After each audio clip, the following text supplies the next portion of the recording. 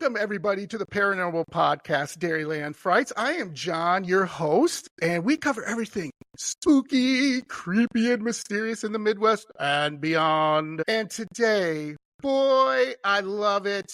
I have Hayley, one of my California people that I've interviewed over the years, I should say. And I love California people because guess what, Hayley? They love my podcast. Wisconsin and California are my top two audiences, which is awesome. So, Hayley, I'd like to introduce you my spooky friends. Hi, guys. It's from Ghost Stories and Gummies. Hello, hello. Thank you for having me. My pleasure. I am on Instagram, as you know, and I love to bring guests on because all my guests are awesome from Instagram and other places. But I saw Ghost Stories and Gummies, and I thought, I love this. This is different. It's new. It so is. Can it you is explain different. to my spooky friends, Ghost Stories make sense, but Gummies, what's the correlation? So it started with me and my best friend. We've always wanted to do some type of podcast, more true crime.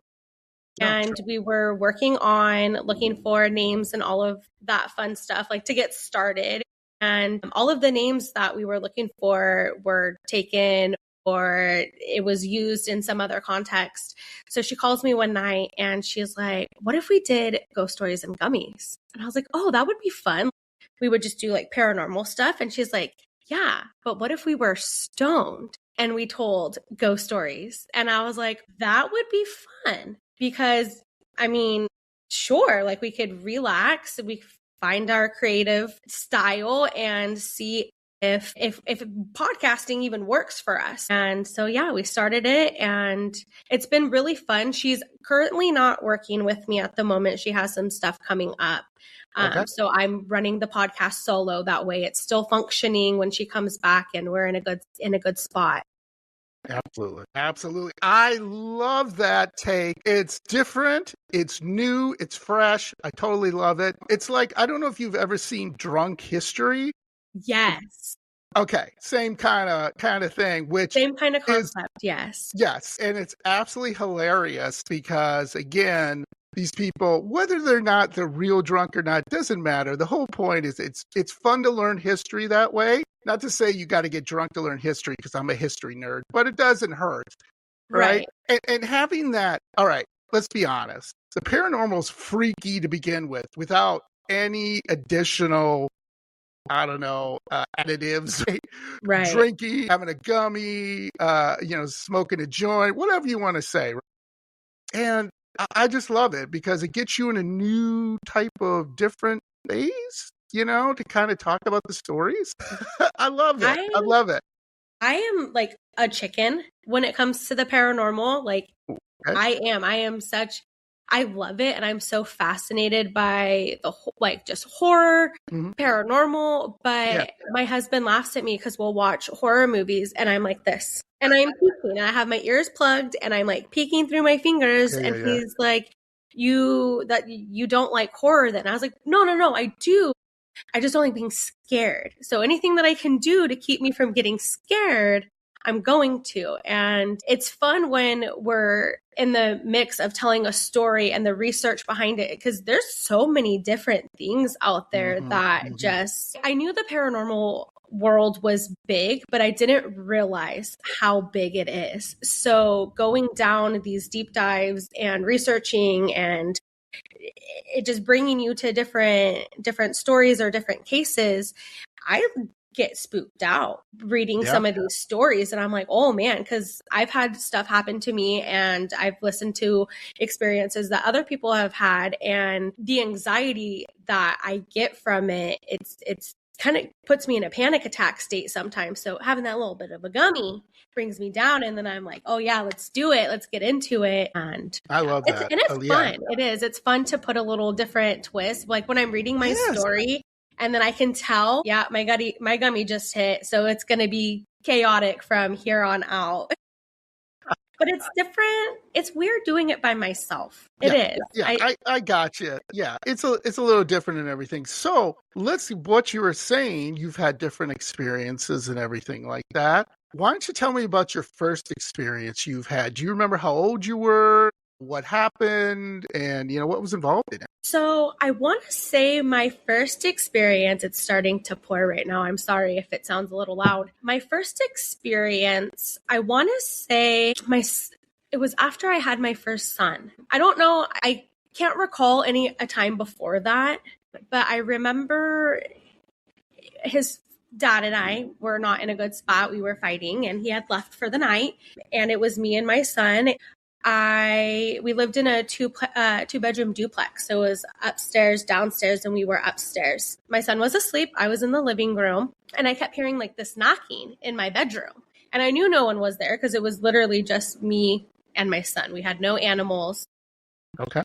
And the neighbors downstairs, it didn't sound like it was coming from downstairs. And it was a very quiet family that lived underneath us. So hearing them, we never heard them. And it was sporadic. It was always in three, and it went on for a good hour, just randomly throughout the hour. And I was panicking, and I was calling my son's father, and I was like, listen, I understand we're fighting. Please, can you come home? I'm legitimately scared. Like, something does not feel right. And no, like time, space. I'm like, okay, whatever. And it kept going on. And I never thought to get up and look because I was scared. I didn't even check on my son. Hayley! I could have, but he was asleep and I didn't want to wake him up. And I had the baby monitor and everything, and he wasn't up. So I didn't feel the need to go in there and investigate. And yeah, I just stayed awake all night. And in the morning when the sun came up, I went in the room to kind of look, because what can get me in the daytime? Right? Like ghosts don't show themselves in the daytime. And I remember going into the bedroom,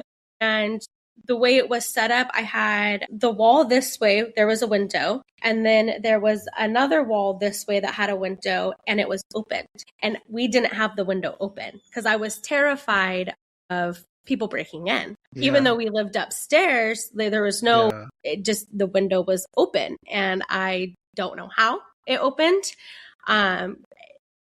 That was the one thing I just could not explain. And I was like, okay, that's weird. But he told me that he had a little girl that would follow him from where he was staying out in Humboldt. He lived in an old brothel, and there was this little girl that would appear to him, and every time he moved, she would follow him, I guess. And so I'm assuming that was one of the things, like she was mad at me, because I do remember when I was pregnant with my son, he would make a comment like, she doesn't like you. She wants to hurt you. And I'm like, well, who is she? What did I do? Right, so that was like one of the moments that I can think of. But I have this one story. Okay. And it was after my grandmother passed. Back in 2017, she actually passed away on my sister's baby shower day, and the morning of my sister's baby shower. And after that was all said and done, my Aunt Kimmy had called and was like, hey, you have to come down here. Things have happened. So I remember going down there, and I don't know how I beat my parents down there. I remember just driving over 100 miles an hour because he lived in San Jose. Yeah. And I was up 2 hours away from him. So I'm like, let me get to my papa. He's my best friend. My grandmother is dead. Like, I need to get to this man. Right. So at that time, I was a single mom. So when my son was going to his dad's house, I would drive to San Jose to go be with him because I didn't want him to be alone. Yeah. And I remember this one time I got there, and the energy felt a little different than normal. It just felt heavier, and we didn't do much. We kind of just sat around. He was very somber, and it was weird, just being there without her there. And I went to bed that night in her room because they slept in separate rooms. And I woke up to get a glass of water, and as I'm coming out of the hallway, I start to enter the living room, and she had this red chair that she would sit in. And I shit you not, as soon as I hit that living room, she was in her chair. And like, not even a ghost, like full form, like you and I, she was in her chair. And it stopped me dead in my tracks, and I just stared at her. And I remember thinking to myself, Hayley, you're asleep. This is a dream. Right. Like, you're dreaming this. And she just told me how much she loved me and how proud of me she was, and that she was sorry that things happened the way that they happened. Just, protect Papa, look after him, be there for him, kind of thing. And she was gone. She just disappeared. And I just stood there and didn't know, went back to the room. I didn't know what to do. I didn't get water because at that point, like, who's thirsty? So I went back into the room and I just laid there. And about 4:30, I looked to see if my Papa was awake, and I saw his bedroom light on. So I went across the hall and I was like, hi, I can't sleep. And he's like, oh, you're up. Why are you up so early? So I tell him, and I felt really bad for telling him because I didn't want to make him sad. And this man turns around at me and he goes, oh, well, I didn't tell you I brought her ashes home yesterday morning before you got here. Okay, interesting. Yeah. And so I was like, okay, she, I guess, was saying goodbye because before she passed away, she cut everybody off. Like, she didn't want to talk to anybody. She distanced herself from everybody. I can't even remember the last time I had talked to her before she had passed away. So it was interesting to hear him tell me, like, oh yeah, I brought her ashes home. And then how ironic that I'm seeing her in my sleep. But yeah, that one to this day gives me chills because it was so vivid. Like, I don't know, it was weird, the weirdest experience that I've probably ever experienced. Yeah, but good chills, right? I guess. Yes. To a certain point. No, I didn't feel anything negative or sinister from it. It felt very warm and comforting, but it was very confusing also because I knew she was dead, but it was just how, I don't know, I guess when you think of a ghost, you think of transparent, just not just air, but a silhouette kind of thing. She was clear as day. I felt like if I touched her, I probably could have not touched her, but touched her. Yeah, I got you. You know what I mean? That's just how real she looked. But yeah, it was weird. That's a wonderful story. I've heard on my podcast a lot of these stories about grandma or grandpa passing and like giving advice or something to that effect, or don't worry, I'm fine. There was only a couple stories that were kind of funny where grandpa, who used to play tricks on people, he would still do that. So like, I had a couple guests on and said like my car keys would go missing and then show up in a weird place, or like I'd feel him like kind of tickle me on my neck or something like that, like my grandpa used to do.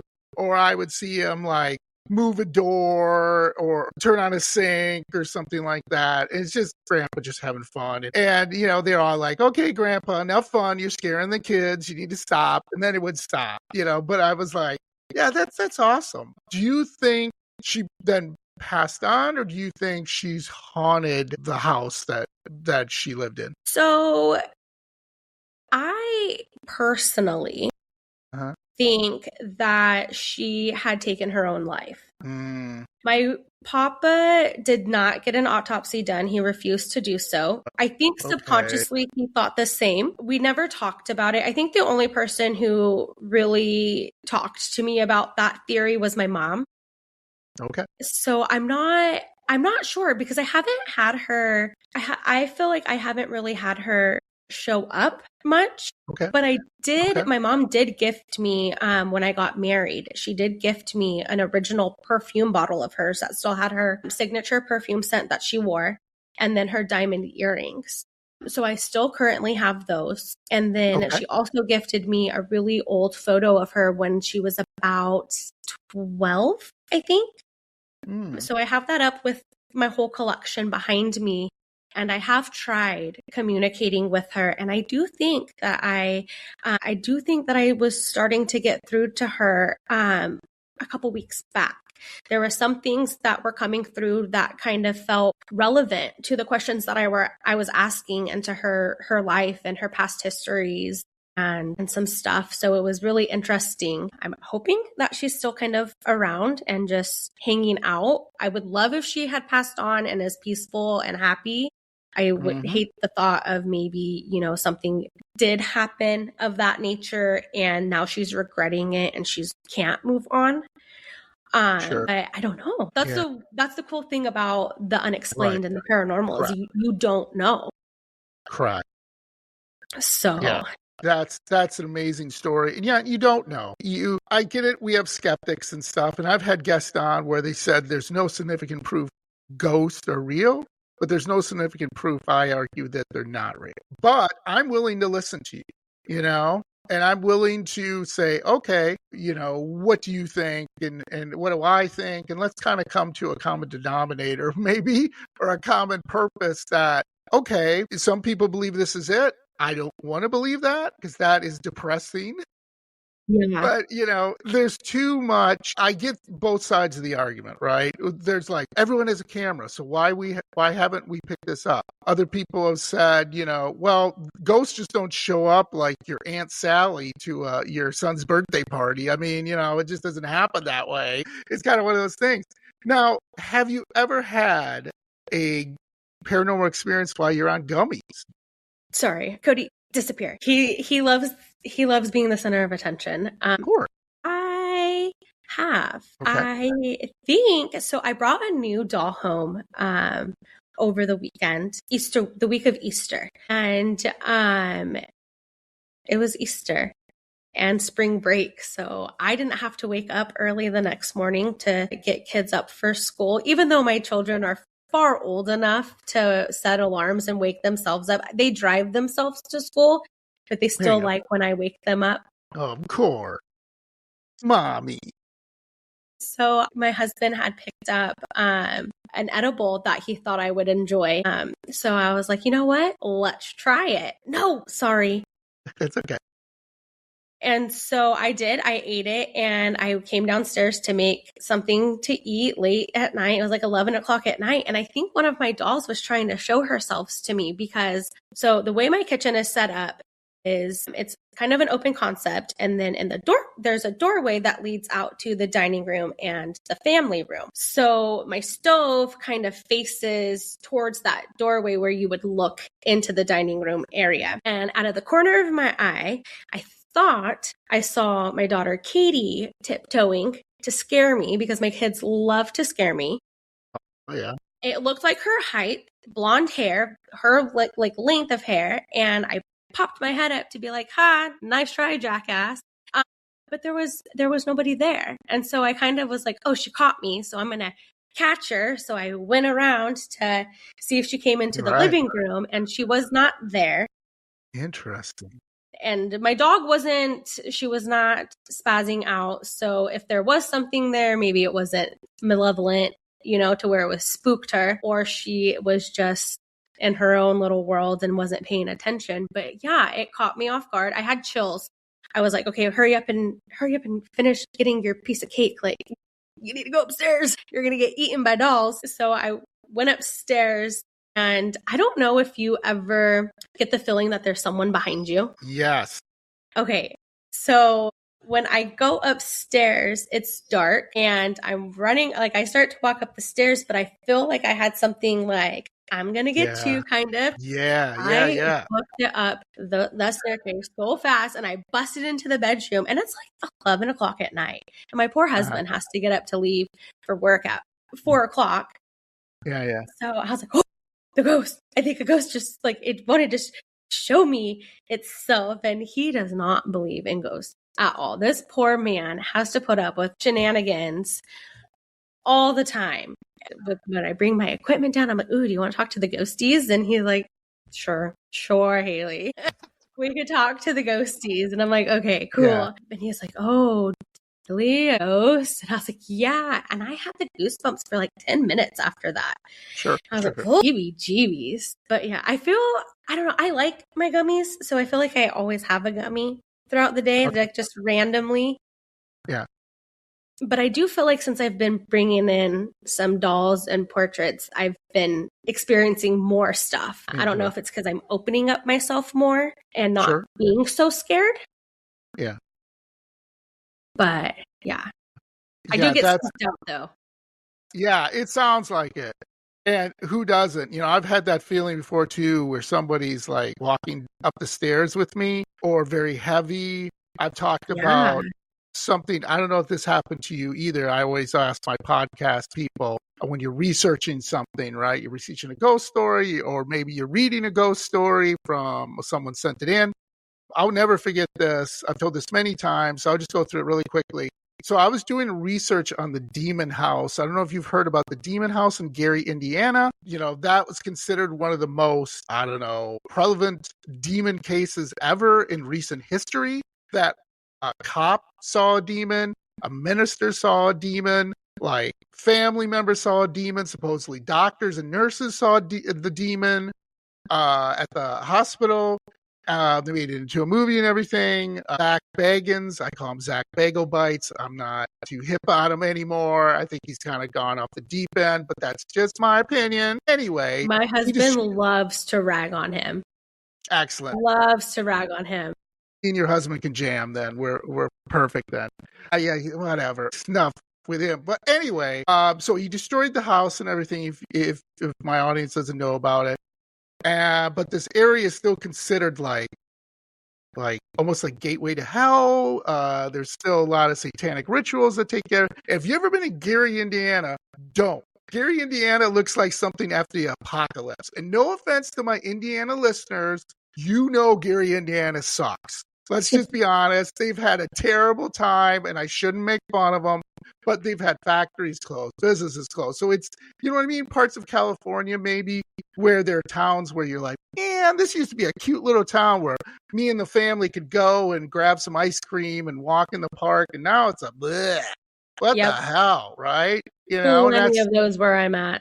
Yeah, and you just, it makes you sad. But on the other hand, you're like, oh, man, okay. But anyway, when I was doing that research, I was downstairs in my office, and I felt something behind the door. Like something was standing, and I had my door closed because it's like 2:00 in the morning and I'm doing this. Why? Because, you know, sometimes I'm weird that way. But anyway, I didn't have a gummy. But anyway, so I'm sitting there, and then all of a sudden I'm like, man, is my kids behind the doors? My wife, like, get your ass to bed, you know, one of those things. You can't be up this late anymore. You're too old for that shit. But anyway, so I went to the door, Hayley, and I went to open it thinking, like you, I'm going to scare my son or my daughter or my wife. I'm going to open the door and she's going to give me this glare she gives me. The white glare. Like, stop doing that. Yep. You're being a dork or whatever. And then when I did that, there was something in me that told me, do not open the door. There's something behind there. You don't want to open that door. And it freaked me out. I spent probably until 4 or 5 in the morning in my office, like in my chair. I kind of just fell asleep after a while. And then, like you, I opened the door because there's no ghost in the daytime. No, there's not. I'm convinced there's no ghosts during the daytime, even though I'm sure there is. There are. Trust I like me. to think that they take, like, they're sleeping. Yeah, they're taking a nap or something. Well, I hate to tell you, but that's not true. No. Just from paranormal investigators. But anyway, yeah, and it freaked me out. And still to this day, I don't know what it was, but maybe I had it in my head, demons, you know what I'm saying? Yeah. So has that ever happened to you? You know, you're doing research, like I said, and you're just like, whoa, something freaky.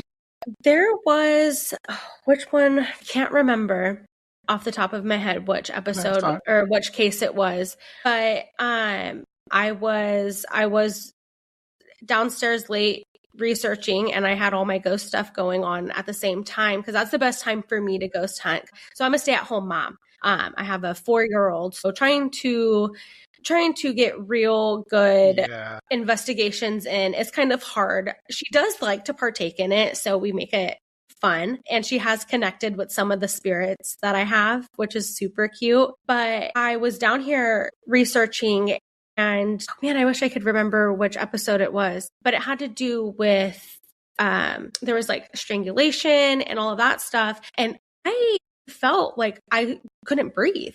Like, I felt like my neck started to hurt. I felt like a pain, and I felt short of breath. It was weird that I started to. Oh no, I'm sorry. It was our haunted. I did. Why can't I think of their names? She's a haunted doll from the United Kingdom. There's 2. I did 2 haunted dolls. Zach Baggins has one. has the one in his museum. I don't know why I'm spacing. I don't think they want me to know their names, but I was doing those two dolls. We were doing a haunted object episode. And as I was researching it, it was saying that some people have experienced having physical, I am drawing a blank. I am like getting all hot and sweaty now, just trying to think about all of this. They were like having physical reactions to just looking at pictures of these dolls. Yeah. And as I was doing more research and diving in deeper, I felt like I started feeling like I was having some symptoms, like they didn't want me to be looking at them or researching or telling their story for that matter. Yeah. Man, it's going to kill me. I'm going to remember it tonight and I'm going to message you and be like, oh my goodness. Message me, please. Names. Go right ahead, Hayley. But yeah, it was during that segment, that episode, the doll ones, where I felt freaky. Started feeling some stuff happening. Yeah. And I don't know if it was also just the paranormal energy from trying to talk to newer dolls and see what is attached, if there is anything attached, and reading stuff out loud and having YouTube videos on these dolls going on behind me. So I don't know if I was conjuring up something. Please don't. So yeah, I don't know. I'm trying to be more open to the paranormal and the spiritual life, but sometimes I feel like I get blocked. And there's a purpose for that. I've spoke to some guests. There's a reason they might be doing it. One of the guests, I think you should, if you want to, I can introduce you to her. She's an absolute sweetheart. I just had her on. She'll be on, and you can listen to the episode in a couple of weeks. Victoria from Demon Folklore. Okay. She is an expert in demons. She was telling me all these great things, scary things between a demon and a jinn. So when we think jinn, we think genie. We think like rub the lamp and I get 3 wishes. You do not want to do that with a jinn. Absolutely not. But anyway, she was talking about that. And she was talking about demons. So they'll do that to you. The demons' one thing is to confuse you, to befuddle you, to make you tired, to hurt you. So like if you're like dealing with, maybe you pick up something, right? You're at a thrift store and you're like, oh, this doll, right? And you might be like, this is really cute. You pick it up and then there's a weird feeling. Not saying that doll is possessed, but there could be something that doll saw something, was in a ritual. I don't know. It could be a number of things, but I was like, that's why. It's like, so I'm like you, Hayley. I'm just like, what was I know I saw, but what's going on? And that also has to do with missing time. There's a lot of things where I talk to guests where there's different time displacements. So you might be in a different, if you want to say, universe, different plane of existence, and you don't know you are. For whatever reason, kind of similar to the Matrix. If you've seen the Matrix movies, similar to that, which has become very popular now. That's why they call it the Matrix. But it's a lot of different crazy stuff. So I'm just like, yeah, I'm like you. I have that happen, not all the time, but from time to time. And I'm like, what? That's weird. Why am I not remembering this? Right? Or why? I know it, right? Yeah, it's like at the tip of your tongue. And for some reason, it just blocks you. You know, my sister was over yesterday and she was telling me how she had gotten stoned one night and was playing in the mirror, not meaning to play in the mirror, but just kind of looking at herself like, oh, you're that girl, you're the it girl. And she said in the midst of playing, not like just playing in the mirror, she just got this weird rush of anxiety come over her to where she felt like she could put her hand into the mirror and like be in another port. The way it was weird how she was explaining it. She was like getting all pale when she was talking about it, but she felt like she had opened herself up to a potential portal in her mirror. And she couldn't look at a mirror for like 2 weeks after that because it had freaked her out so bad. Yeah. I was like, oh, you're going to have to come on my podcast and tell me about this story or write it in, please, so I can tell my listeners, because I'm sure there's other people out there who have experienced other things like that. And it's the only way that you're going to be able to try and figure out what it is or make sense of it is if other people talk about it. Correct. Yeah, absolutely. Other people kind of give their opinions and talk about different things, what they need to do. So that's awesome. I love that. Yeah. One of the biggest things, I think, too, before we get to our topic is, again, like I said, just have an open dialogue, right? I think that's the most important thing between skeptics and believers, right? Just keep that open dialogue. So I love this topic because all those dolls, I'm going to be honest with you, Hayley, this is between me and you, okay? Nobody else is going to hear this. Those dolls behind you are freaking me out. Cursed dolls, all those beautiful dolls you have. I'm a little freak, to be honest with you. I've interviewed a couple other guests on the show, and they have cursed dolls, and they showed me the cursed dolls, and it freaked me out. So the best way to beat your fear is to face it, Hayley.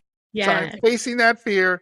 And the topic today is the top 20 cursed dolls in the world. Oh, so yay. we're going to go through the two that I researched are in your list. And I'm going to hear the names and I'm going to be like, that's it. Absolutely. And if they're not, then they're even spookier dolls. And we got to figure that out.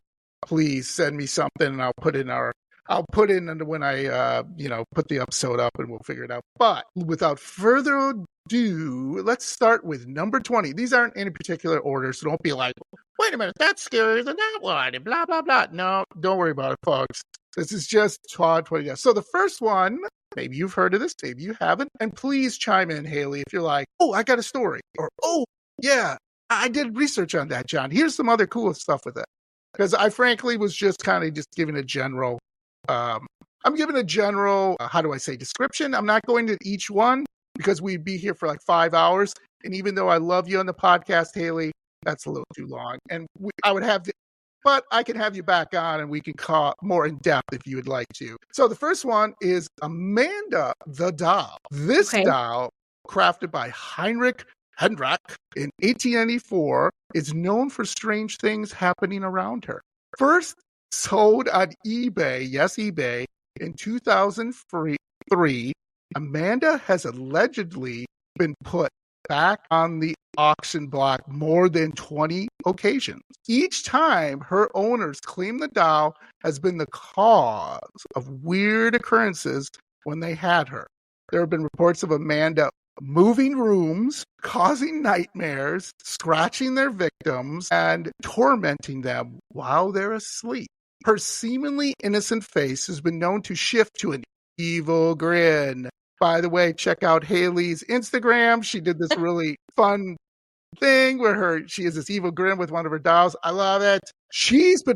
This is funny, but still scary. She's been in tormentor mode. Okay, so I don't know if that's a switch you put on the doll, but whatever. Her activities have earned her a place in John Harverker's True Tales Trilogy Nightmarish Accounts of Paranormal Activity. So basically, like I said before we go on to the next one, go look at it. You go online. I'll put some things when this episode comes up so you and Hayley and everyone else can kind of look at it. But if you want to go look at it, once you hear this episode by yourself, feel free. It doesn't look scary, but it doesn't sound too great. Number 19, Caroline. Caroline reportedly comes from an antique shop in Salem, Massachusetts. Well, there you go. The doll is to be believed inhabited by not one, but 3 spirits, all battling for control over her. The subject of frequent paranormal investigations, it's believed that the spirits possessing Caroline were her owners themselves. She's also been a prankster, known for playing tricks on her owners. She'll hide books, move objects, even whisper in your ear if you hold her close. A previous owner allegedly claimed Caroline whispered, "Make it you," in his ear, which he interpreted to mean good luck. Okay? Not known to be malicious spirit, Caroline hasn't been seen since she was last investigated in 2004. So Caroline is missing We don't know where she is. Nobody has come forward to claim Caroline. And again, you can see a picture of Caroline if you go online. You might find some other things. This one was a little harder for me to find it, but you got to dig a little bit. Again, she's just a prankster. She kind of messes with you. Still, who knows, right? So before we go a little bit further, what do you prefer, Hayley? A prankster doll or an evil doll? What would you prefer? I would prefer a prankster doll. Okay. I could do without the evil. I'm still scared. So, and I know that they feed off fear, and I try to assert my dominance with these dolls. But I have a couple mean ones. They're not like negative, but they're just more feisty. So I have to kind of put them in their place a little bit. Good for you. But yeah, I would prefer a prankster. Okay. Next, the Susie doll. From Case Files of Lorraine Warren. This is the Warrens, the famous, and all that stuff. That's another subject I got to do one day because maybe not some of it's true, but that's okay. Susie was given to young Heather Platt as a birthday present, okay, Heather, by her Aunt Robin. Oh, how sweet. That night, Heather's parents were awakened by the sound of growling and a dark shadow that seemed to come down the street into their home. After that, Susie was known to move about the house on her own, move objects around the kitchen that were too heavy for the children, pull the hair of the sleeping kids' heads, and by the time Lorraine Warren arrived, it took an exorcism to get the doll out of the house for good. I've never heard of this one. Susie the doll. Hayley, ring a bell at all? No, I don't think I've heard of that one. Yeah, neither did I. Interesting. Next one. Old Man Puppet. Okay? Oh, he sounds cute. Huh? I said he sounds cute. Yes, but this is really interesting. The puppet it's a puppet, so, strings, whatever you want to say. It came into the hands of the paranormal investigator Jane Harris when its previous owner claimed the doll had choked him, all right?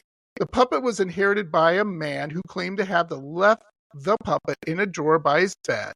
When he awoke to his throat being throttled by the puppet's hands, in addition to strangling this unnamed old man puppet, is said to have caused bruises, scratches, and haunted the man's nightmares.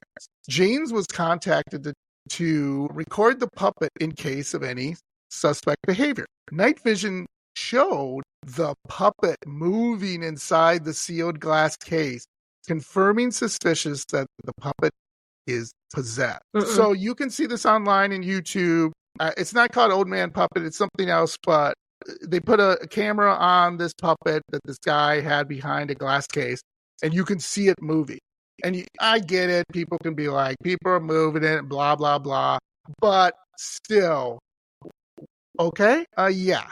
No, I put a camera up to face the bulk collection because I have a whole nother area that has dolls and stuff too. Not as many as this behind me, but I do have a camera set up to see if I can capture anything. And I'm so scared when I look at the footage at night or in the morning. I'm like, please don't move. Please don't move. Please don't move. I'm going to say, please move. No, I just did. A part of me wants to see something like wild and crazy. But then the other part of me is like, oh no, don't, because what are we going to do? Are we going to get rid of everything because you're going to be a chicken? Yeah. Well, I wouldn't blame you. So the next one is, yes, Elmo. Even Elmo dolls have been shown to have a dark side. Elmo, in 2000, a Florida family made the news and waves around the web when the Elmo Knows Your Name doll started making death threats to their son. Okay. Melissa Bowman, mother of 2-year-old James, overheard the doll say, "Kill James," while her son was playing with the doll. Though this version of Elmo is able to be programmed to remember the kid's name, James' doll didn't start spouting threats until he got his batteries changed. Fisher Price, and this is true, folks, launched an investigation and offered the family a voucher for another Elmo doll. Ay, ay, ay. What? I don't know. Anything you want to add? Don't know what to add there. I don't know, because I loved Elmo. I was in 8th grade and I had Tickle Me Elmos that I would ask for Christmas. Yeah. So Yeah. I would like to not think that Elmo is mean like that. When I was in the mall, I saw a lady punch another lady in the face to get her Elmo doll. So there you go. Maybe he is evil. Yeah, Elmo doing death threats. Well, boy, there goes my life. Poor James. Poor James. He's 2 years old getting death threats. That poor kid. It's probably him just talking to himself. Yeah, he's probably just right. Yeah. Now, the next one is pretty obvious. The Devil Baby Doll. 18th century New Orleans birthed many stories of spells and curses, and one such curse supposedly brought about the Devil Baby Dolls. A bride cursed by the Queen of Voodoo, Marie Laveau, was said to have given birth to a devil child. Spawned by Satan himself in an effort to protect themselves, Creoles carved devil babies, hanging them in their homes as protection. In recent years, the local artist Richard Prestino took the last pieces of one remaining devil doll and recreated the devil baby, as well as replicas. These dolls have been known to rustle and whisper when they're all together, move by themselves, turn over ashtrays, and cry when they're apart. Yeah. Okay. No crying for me. I'm okay with that. Now, the next one, this one's in Singapore, and this is the Palua Ubin Barbie. Yes, now even Barbie's in this. And in Singapore, one Barbie doll is visited regularly so that the spirit of a young girl can grant health and fortune. The story goes that in 1914, a German couple suspected of being spies were detained while their young daughter got away. In her attempt to escape, however, she tripped off a cliff and fell to her tragic death. Eventually, her remains were placed in an urn and shrine erected in her honor. After having been visited by the spirit of this little girl 3 nights in a row, a man bought this particular Barbie as instructed and brought it into the shrine to serve as her stand-in. Aww. Okay. It doesn't say it does anything evil. It just says she's a Barbie and the spirit of the little girl who tripped and fell over the cliff. There you go. She's in a Barbie. So just be careful of Barbies you get, I guess. That's the story there. Now I feel like I have to go to the Goodwill and see if I can find any haunted Barbies. Yeah. Hey, got any haunted Barbies back there? Great. All right, the next one, Voodoo Zombie Doll. Okay, guess what? It's from New Orleans. This doll made its way to a woman in Galveston, Texas in 2004. It arrived in a metal box with instructions not to remove the doll as it was almost alive, according to its eBay sellers. She let the doll out and claimed afterwards that it would attack her and haunt her dream. To get rid of it, she listed on eBay and successfully sold the doll to a new owner several times. Each time, the buyer would receive an empty box and the doll would appear on the woman's doorstep. She eventually got it in the hands of a ghost hunter who reportedly still has the doll to this day. So she would ship this doll right to the owner, and then the buyer would be like, "Hey, where's the doll? You're ripping me off." And she's like, "No, I put it in there." And then she would open her door. There's the doll sitting on her doorstep. Every time she tried it, would not. So what do you think? Do you think that's something with the buyer just having a little fun? Or do you think a doll could actually get out of a box? And I don't know. That's interesting to me. Oh, no. Because that would be a little sick game if she's like, "Oh, yeah, let me list this." Like, I could see it if she's wanting, like, fame. You know what I mean? Right.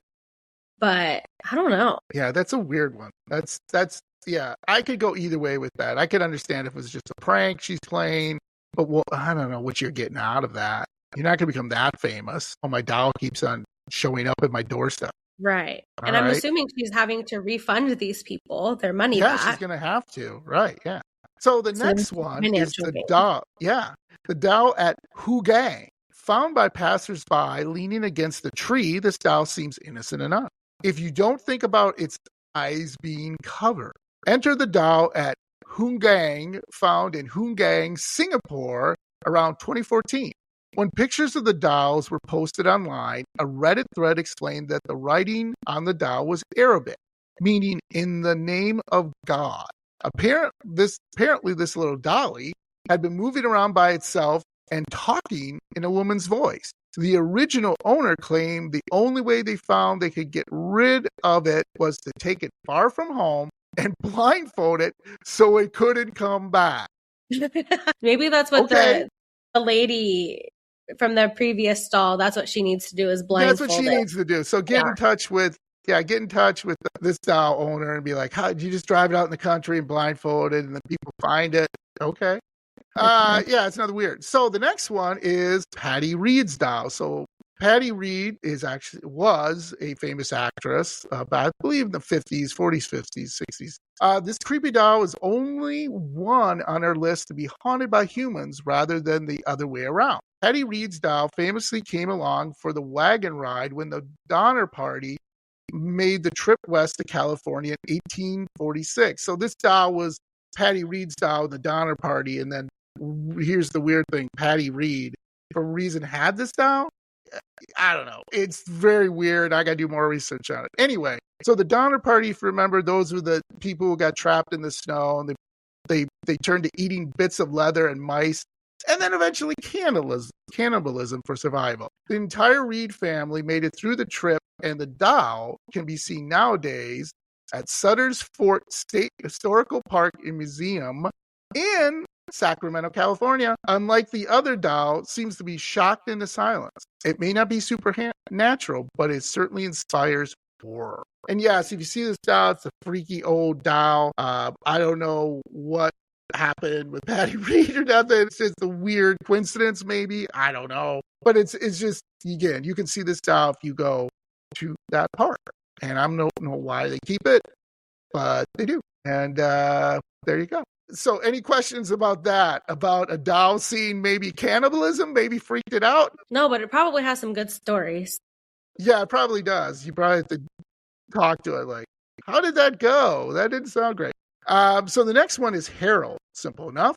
These are all about eBay, which is hilarious. A Harold story begins with an eBay listing, a listing that reads like a horror story. I wish I would have seen this. I don't think it's on eBay anymore, but I haven't checked lately. Haunted Harold was allegedly purchased at a flea market from someone who said his son died shortly after getting the doll himself. Refusing to heed the warning, the new owner took the doll home. Within 2 days, his cat died. Then his girlfriend left him, and he began having chronic migraines. This doesn't include the laughing and crying children he kept hearing in his basement, or the fact the doll, to seem, get this, had a pulse, so they could feel a pulse on the doll, like a heartbeat. The current owner, Anthony Quinta, has a YouTube page where he asks Harold questions and tries to investigate its history. So I think the YouTube page is still up. It's Haunted Harold. You can go take a look at it. I took a little bit of a look at it. It's just kind of weird. He asks the questions and then it kind of, I don't know. Maybe answers back, maybe not. I'll leave it up to you. So I can do without the pulse. Thank you. Yeah, that's is freaky. Real for me. Yeah, that is freaky. Next one is Leda. Leda is supposedly an ancient Eastern European marionette. Yes. All right. Yes. There we go. Okay. So tell me if this. Okay, tell me if this is true. It's according to this, it's at least 200 years old. It was discovered under an abandoned house in New South Wales, Australia. Owner Kerry Walton has gone on record many times admitting the terrifying consequences of finding such a doll. Objects move, items fall off walls, and in the presence, people and animals tend to freak out. In early attempts to sell the doll, he would suddenly feel utterly incapable of following through. Leda, short for Let Me Out, is also known for its head full of human hair, right? For causing rain when it's ever taken outside, and for readjusting the position in which it sits all by itself. So anything to add about that? So from what I gathered, I want to say it was a male spirit that inhabits her. If I can remember correctly, just don't come for me if I'm wrong. But she, or the doll itself, only acts out if it's feeling ignored. So if you are just going about your day, you're not acknowledging, it will start acting out. But the moment that you start tending to the doll, she's calm, collected, doesn't bug you. From what I've also read, she's not negative. She's just more like, I'm here, love me kind of thing. She's attention-y. There was, I want to say the granddaughter now has possession of the doll. They've kept it in the family. And I think her name's Hayley also. But yeah, she has possession of the doll now. And yeah, nice. She just has different caretakers. Awesome. The next one is Poopa. So Poopa, yes, maybe the cutest doll on this list, but don't let her looks fool you. This dark side is strong with this one. Built in the 1920s to resemble her 5-year-old owner, Poopa was loved and cared for until the owner's death in 2005 and was then placed in a display case by the family. Since the original owner's death, there have been numerous reports of Poopa tapping on the glass, being found in different positions, writing messages inside the fogged up case. A family member allegedly caught her moving a camera, but the footage was uploaded and explicitly covered in white film and the words Poopa no. It has been said that her owner said that Poopa has a mind of her own. So there we go. Poopa. Get a little doll that's trying to get out. Keep her in there. So this would not be a list without a Japanese doll, of course. And the Japanese, and I'm a mushmouth, so I mispronounce this. Well, then I guess my Japanese friends tell me how to pronounce it. Akiku has found international fame for being the doll with growing hair. The doll was purchased in 1918 for a little girl, Okiko, who died less than a year later of a severe flu. In her memory, the family set up a large doll in a shrine. Eventually, they noticed that the doll's hair, which was originally just a bob, has been steadily growing even after being cut. This led them to believe the girl's spirit must have moved on into the doll. Since 1938, Kiku has been on display in the Manajiya Temple, where people regularly visit her. The hair has allegedly been tested in the lab and is concluded to be human. That is interesting. Yeah. I mean, that's weird, right? That, they did testing on it and it's human hair? I've never heard anything like that before. It's just growing hair. It's not like hurting anybody, but it's just growing the hair. And I'm like, that's a weird, I don't know. It's just strange, right? Yeah, I don't understand that. I kind of have the goosies. You have to take an edible just to calm yourself down or really get you going. So the next one's a little bit confusing, but so there's these dolls and they're named Crystal, True, Monica, Charlotte, Isaac, Lily, Ashley, and Cameron. And they're part of the Watkins family. And they have like these haunted artifacts of these dolls called these names that they named them were all purchased individually based on their supernatural reputation. The Watkins family then brought them together in their Pennsylvania home and set up a 24-hour stream. Over the years, the fans of the aptly named Dollhouse have gathered on the webpage forum to discuss the alleged paranormal events caught on camera. Most notable was the footage of a ghostly apparition caught in 2009 of what seems to be a spectral young boy at the bottom of their staircase. Sadly, the stream has stopped updating in 2015. So you can see it on YouTube, but they no longer do the stream for whatever reason. So not really sure what was going on with there. They were just trying to find different things with this doll, what skills they have. So, I don't know. Interesting, I guess. Yeah. So the next one is Joliet. The story goes that this jealous family friend maliciously gave this cursed doll to a young woman as a pregnancy gift. Tragically, her baby boy died only 3 days after birth. Soon after, however, the family began to hear baby's cries emanating from the doll. The doll has been kept in the family for 4 generations, and as a result, little outside investigation has been possible, but legend has it that each owner has consistently given birth to one healthy baby boy and one healthy girl, with the boy, unfortunately, dying mysteriously on the 3rd day. According to the family, Joliet continues to cry out with the spirits of multiple baby voices coming from it. Yeah, that's freaky. I have the goosebumps right now. That is insane. Yeah, I've never heard of this one. Joliet doll. Okay, I don't know. Yeah, no, I feel That's freaky and sad, right? yeah. I'm Oh my God. speechless. Like how traumatic to have your little baby die Yeah. and then you're good with another one, but like that boy, if it's a boy, like you might as well like do you tell the doctor like sorry, can't produce this one. Can you can't do this? Or do you like say I'm gonna have the baby in like Canada and then let somebody like your aunt, whoever in Canada, like take care of it? Would it? I don't know. I'm thinking out loud here. That's insane. Sad. So this one I think everyone has heard of. So I'm going to go through it kind of quickly. The Island of the Dolls. It's located in the canals near Mexico City. People, if you haven't seen this, go see it. There's a lot of podcasts on it, a lot of episodes and creepy shows. Basically, it's one of the creepiest destinations on the planet. Zach Bagel Bites has done this before. Zach Bagels. In the 1950s, though, let's just give me just a brief idea, and you guys can check it out. Maybe I'll do a feature on this someday. In the 1950s, Julian Santana Barrera left his family and isolated himself on this island. Legend has it, after finding the body of a drowned girl, he hung up her doll in a tree on the island as a means of honoring her memory and spirit. After it allegedly moved and made noises, his lifelong obsession of stringing up dolls in the trees began.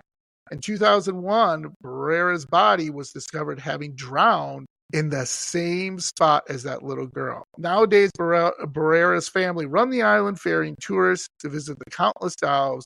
According to local legend, the dolls have been known to whisper and move. Freaky, freaky, freaky.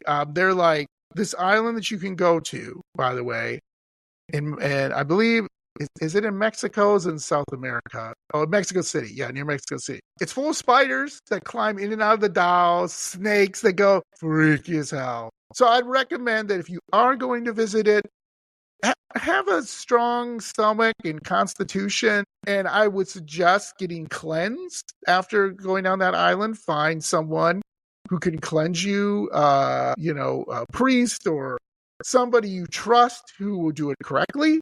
Because I would not go on that island. No, I would say probably bring a doll with you. Bring something. Correct. Bring a little bit of an offering. And do not take anything. Yes, the amount of stories that I've heard of people taking things, like just don't, because you'll be cursed. Yeah, don't do it. Don't do it. The next one is another famous one that I'll go through. I've already did an episode on it. I talked to people in Florida who have actually visited this doll and have said creepy shit happened to them. And that is Robert the Doll. I love Robert the Doll. He's so cute. Given to painter Robert Eugene Otto when he was a boy, Robert the Doll has a pretty creepy history. I already did an episode on it. Go check it out. Hayley, have you done an episode on it? Not yet. Okay, when you do, not, but he's on my list to look at. Yeah. Eugene often talked to the doll, and according to his parents, the doll could be heard responding. Eugene also blamed small accidents on the doll. Eventually, he placed this doll in an attic. When Eugene grew up, Robert was often reported to seeing having moved on his own, causing creaking sounds. So it's really weird.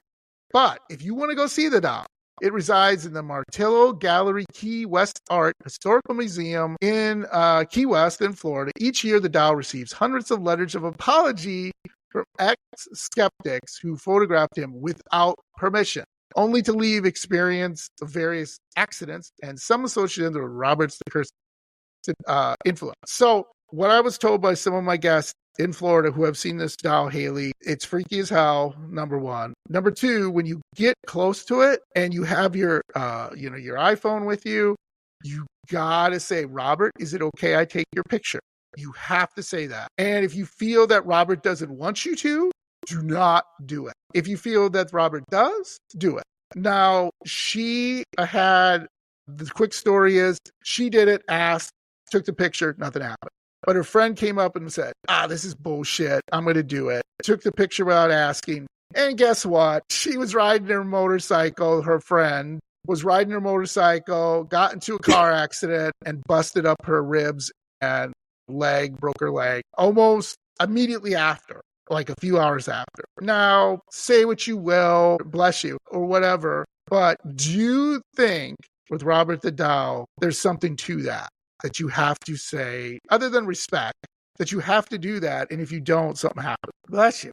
Robert the Doll's getting Hayley. He is. He's getting me. He doesn't want me to talk about him. Okay. What was the question one more time? Sorry. Yeah, so you think I really feel like he doesn't want me to talk about him right now. Yeah. You started talking about him. Yeah, now you got the cause. Cute. And maybe he doesn't like me. Maybe he doesn't like being called cute. Yeah. Now I feel like I have the sneeze and the cough. I would always ask permission. I don't think I could go up to something and be like, oh yeah, I'm just going to do it anyways. When I went to, real fast, because I know you have more to go, we went to Mackey Mansion to do a paranormal investigation there for my bachelorette party. Nice. Excuse me. And there was a room full of dolls. And I was like, do you guys mind if can I look at you? Because it was like a weird feeling in there. So I definitely like to be like, hi, I'm friendly. Do you mind if we talk? Yeah. Awesome. Yeah, I agree. Better safe than sorry, right? It's a simple thing. Next one is Annabelle. Everybody pretty much knows this. This is, the Annabelle doll, that's been in all the Conjuring series by the Warrens. It's at a cult museum in the Warrens. It has been attributed to numerous attacks and at least one death. So I don't know. I've had people tell me it's a bunch of BS. I've had other people tell me it's real. Where do you stand, Hayley? I think anything's possible. Okay. I do. I really do think I go off of coincidences, too many coincidences. Like how many of those can happen before it's like, okay, something's connected. I don't know. Yeah. I agree. I don't know. Because there's stories about Ed and Lorraine too. So it's hard to know what's accurate and what's not. Yeah. So last but not least, and again, this is not that it's the number one doll, but I've never heard of this doll, but Mandy. So Mandy is a doll who seems to possess all the powers and ability of every aforementioned doll combined. Ooh. Okay. Mandy said, her last owner could not stand the constant crying noises coming from Mandy. Also, the sheer number of reported incidents, especially since this porcelain doll was donated to the Canadian Museum in 1991, is staggering. So maybe we got to do a episode about this one. Mm-hmm. Objects disappear or move. Tapping is heard on her case. Cameras and electronic devices malfunctions. Footsteps are heard in the night, and people report seeing her move and blink. Mandy does it all. While her antics don't seem evil, she is certainly an attention seeker. The staff keeps her far away from the other dolls, as any nearby doll displays tend to get broken or damaged. So Mandy, have you heard of this one? It's like I said, it's a badass doll, I guess. Got to be careful. No, She sounds chaotic. Yes. Yeah. Yeah. And she sounds. I have to do a little more research in. Maybe you would like to, Hayley, and maybe we could do a co-episode together or whatever. It sounds weird that that this is kind of a doll that's one of the worst, and that it's in Canada. Which is interesting. Not to say that Canada have cursed dolls, but maybe I have to reach out to my Canadian friends and ask them if they know anything about this. So yeah, for sure. There you go. Those are just some of the dolls. There are many, many, many other dolls that are considered cursed or haunted or whatever. So, Hayley, I have to ask you this question before we wrap up. If you think you have a cursed doll or something like that, is there something you think you should do first, or what would you recommend to my spooky friends? Definitely, when you bring something new in, from what I've been told, is definitely isolate the doll first before you bring it into your home. Get a sense of the energy that it brings and see if that's something that you're willing to bring into your home. Some people are weary of bringing that to their family and their animals. I thankfully have a family that is all for it. They enjoy it, they tolerate it, and spend some one-on-one time with it before anything. They're not always going to show themselves right away. Just take time and patience, and just be kind. I think that's the only one thing I can say is like be kind, because the way I look at it is if I was dead and I was haunting an object and I had someone pestering me right, to give me this information or do this and be demanding. I personally, knowing how I am in real life, I'm going to be like, okay, you want me to be a bitch and be demanding? Like, okay, let's play. Because now I'm annoyed.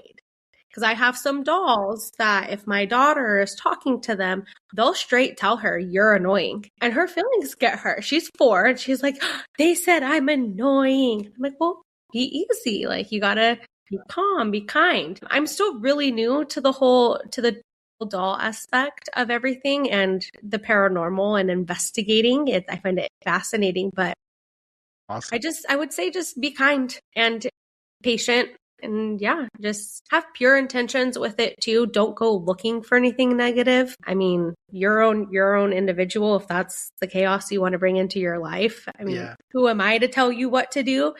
But definitely don't be like, what's evil here? Yeah. Show yourselves, because you don't know what you're inviting in. Yeah. And always cleanse yourself before and after, set intentions. Yeah. Yeah. Great advice. So this has been a wonderful episode. I've made it through. Having me. Yeah, it was so much fun. I made it through staring at your background of your dolls without freaking out.